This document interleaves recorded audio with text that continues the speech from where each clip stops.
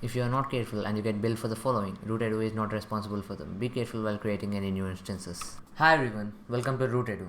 In this video, I'll be showing you how to create your default VPC if it has been deleted accidentally or intentionally. Now, I am in my EC2 dashboard. So, if I try to create a new instance right now,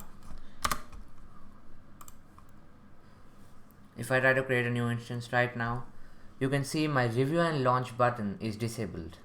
And if you see here, it shows me an error saying no VPC is found. So in order to create a default VPC, I'll go into search and look for VPC and I'll click on it. And here, if you click your VPCs, you can see it shows no VPCs found in this region.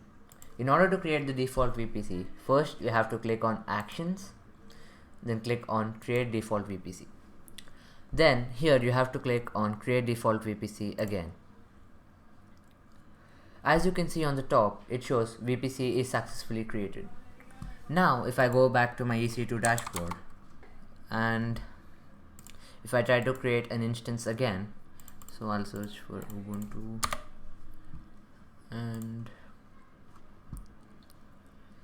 now if I try to create a new instance, the review and launch button is not disabled now. And if I check configure instance details, under the network section, you can see my default VPC. And this is how you create a default VPC if it has been deleted accidentally or intentionally. Thank you for watching this video.